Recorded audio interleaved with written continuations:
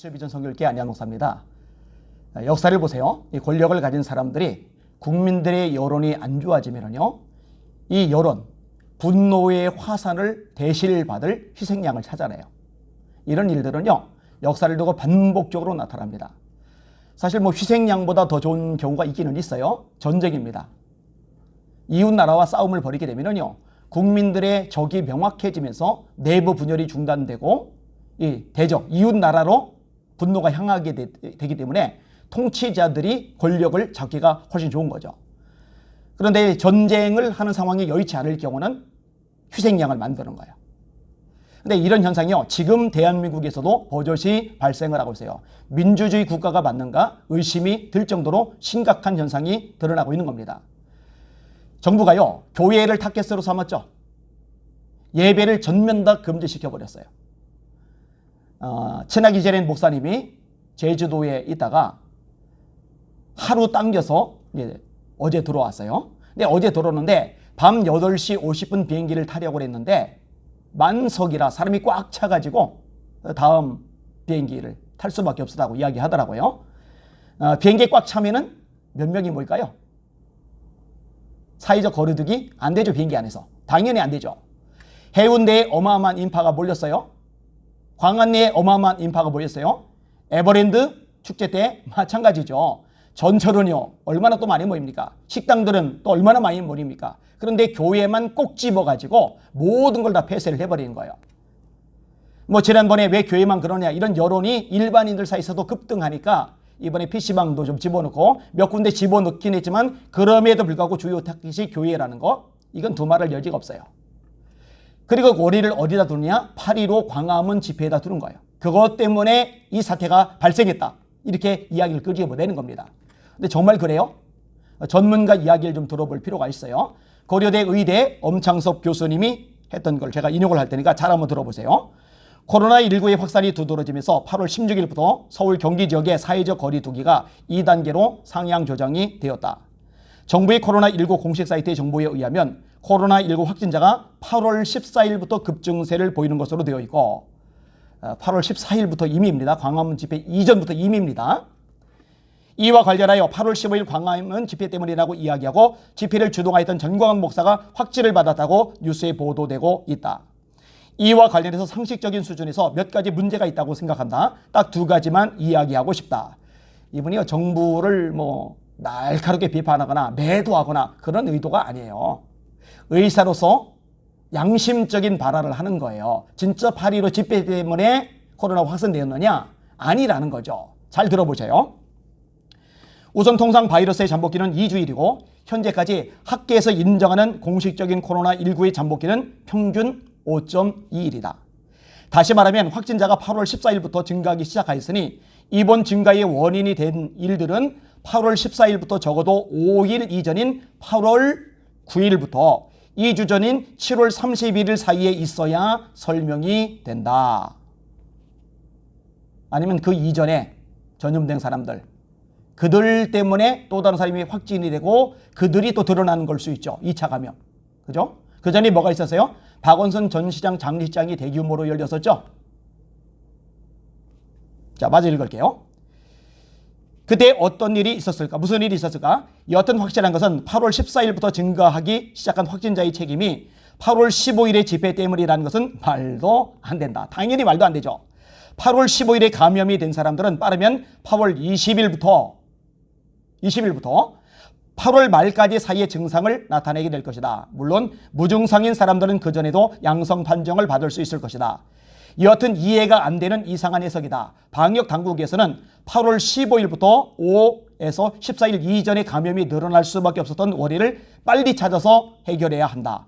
자신들의 방역 실패의 원인을 특정 집단과 집회에 돌리는 것은 당장 자신들에게 쏟아지는 비난을 피하는 데는 효과적일지 모르지만 정말 코로나19의 재확산을 막는 데는 도움이 되지 않을 것이라고 생각한다. 네, 여러분 보세요. 이 8월 15일 집회 여기에 원인을 돌리잖아요. 그리고 교회에 책임을 돌리면서 희생양을 삼고 있잖아요. 추미애 법무부 장관이 또 나섰죠. 법무부에서 뭐라고 했어요? 읽어드릴게요. 코로나19 확진자가 급증하면서 2차 대유행이 우려되고 있다. 일부 종교단체에서는 신도 다수가 코로나19 확진된 상황임에도 대규모 집회 참여를 동조 지원하고 고의적으로 방역을 저해했대요. 진료를 거부한 채 도주하는 사례까지 발생하고 있다. 이는 국민의 생명권을 직접적으로 위협하고 침해하는 매우 분노할 만한 일이다. 이에 법무부는 어제 17일 집합 제한 명령 위반 등 코로나19 방역활동 저해 사범에 대해 엄정 대응 지시를 냈고, 검찰에서는 전광 목사에 대한 보석 취소를 청구했다. 나아가 금일 경찰, 검찰, 질본, 지자체 등 유관기관 대책회의 개최, 불법 집회 및 방역 저해 행위 등에 대한 신속 엄정 수사 등을 통해 강력 대처하도록 조치했다. 조회에다 책임 넘기는 거죠. 8.15 집회 때문이라고 떠넘기는 거죠. 추 장관이 페이스북에다 올린 걸 잠깐 인용을 할게요. 종교의 지상과제는 이웃에 대한 사랑의 실천일 것이다. 그런데 이웃과 사이가 코로나 위험에 빠져도 아랑곳하지 않고 공공성과 대중의 보호를 외면하는 특권이 종교의 자유 영역도 아닐 것이며 자칭 종교 지도자에게 주어진 것은 아닐 것이다. 종교의 지상과제가 이웃에 대한 사랑 실천이라면 정부의 지상과제는 자국민을 보호하는 거죠.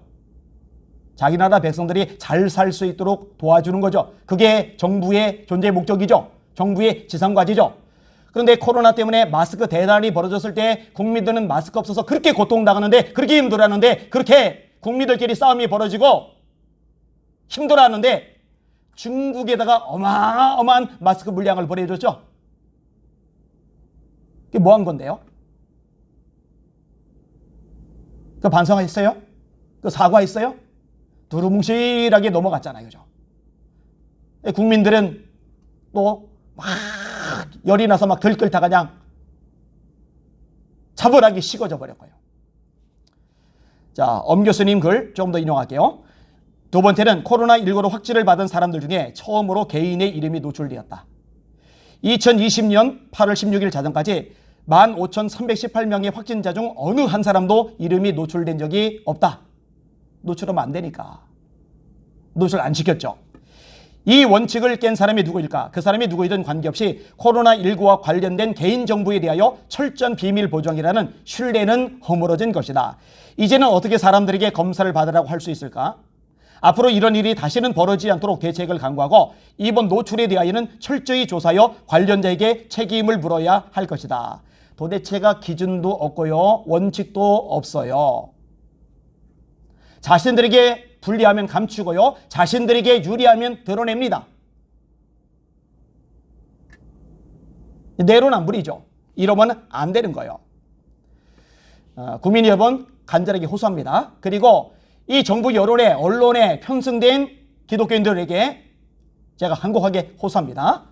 욕을 해도 근거를 가지고 욕을 해야 돼요. 비방을 해도 팩트를 가지고 비방을 해야 돼요. 16일, 17일, 18일 확진자는 8월 15일 때문에 생기는 게 아니에요. 잠복기간이 있어요. 학계 정설로만도 5.2일, 기본 2주. 8월 15일 이전, 8월 14일 이전에 이미 많아진 거예요. 2차 감염까지 따지면 원인은 또 다른 데 있을 수밖에 없는 거예요. 팩트를 가지고, 근거를 가지고 비방을 해야 됩니다.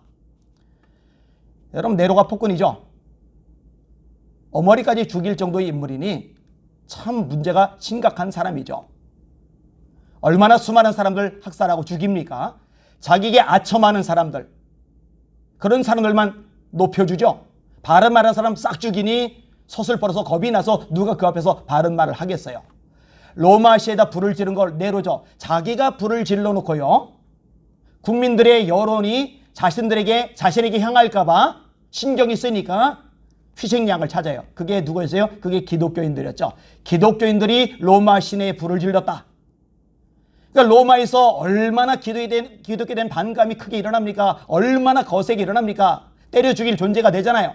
실제로 얼마나 많은 기독교인들이 고문을 당하고 감옥에 갇히고 두들겨 맞고 죽임을 당합니까? 근데 잘 들으세요. 네로는 비참하게 인생을 마감을 해요. 로마? 기독교를 그렇게 받게 했던 로마가 기독교를 다 때려잡고 교회를 다 때려잡고 교회가 다 사라져버리고 말하느냐? 아니요. 교회가 오히려 더 왕성해졌어요. 313년 밀라노 칙령에 의해서 콘스탄틴 황제가 기독교를 공인을 했고 테오도시우스 왕제가 기독교를 국교로 만들었죠. 그리고 세월이 더 지나가면서 로마라는 제국 자체는 역사의 뒤안길로 사라져버렸지만 교회는 더 강성하게, 더 왕성하게, 더 능력있게 역사하고 살아남아 있죠. 봐야 돼요. 깨달아야 돼요. 그게 지혜 아니겠어요? 잘 들으세요. 교회를 억압하고 탄압하고 짓밟으면은 그 짓밟는 세력이 결국 역사를 두고 사라지고 심판을 받고 말지 교회가 무너지지는 않아요. 교회가 사라지지는 않아요. 교회가 자체의 죄악 때문에 하나님의 심판을 받아 무너질지언정 외부에서 탄압하는 것 때문에 무너지지는 않을 거라고요. 사랑하는 성도 여러분, 목숨 걸고 기도할 때입니다. 여러분, 이 유튜브 영상 구독 누르시고 좋아요 누르세요. 유튜브 알고리즘상 자꾸 알려질 수 있는, 노출될 수 있는 방법이 거기에 있으니까요. 그래서 수없이 퍼나르세요. 정확한 팩트만, 정보만 제대로 알아도 속아 넘어가지 않을 거예요. 지금 이제 언론을 믿을 수 없으니까. 바르게 분별하고 용기 있게 말하고 당당하게 행동하고 움직이고 그리고 힘을 내서 필요하다면 과감하게 싸우는 저와 여러분들 되시기를 주님의 이름으로 부탁을 드립니다. 지금 사방으로 우겨쌈을 당하죠. 성경 말씀을 저는 붙잡아요. 사방으로 우겨쌈을 당하여도 쌓이지 아니하며 거꾸로 트림을 당하여도 망하지 아니하며 다윗의 선언 또 선언할게요. 또 그대로 인용할게요. 세 번째입니다. 너는 칼과 창과 단창으로 내게 나오거니와 나는 만군의 여호와의 이름 곧 네가 모욕하는 이스라엘 군대의 하나님의 이름으로 내게 나가노라. 그가 하나님이 너를 내 손에 넘기시리니 내가 너를 쳐서 네 목을 베고 오를 블레셋 군대의 시체로 공중에 세워 땅에 들짐승에게 주어 온 땅으로 이스라엘에 하나님이 계신 줄 알게 하겠고 또 여호와의 구원하심이 칼과 창에 있지 않음을 이 무리에게 알게 하리라. 전쟁은 여호와께 속한 것이죠. 그가 너희를 우리 손에 넘기시리라. 다윗이 물매를 돌려요? 날려요? 전신 갑옷을 입은 골리앗.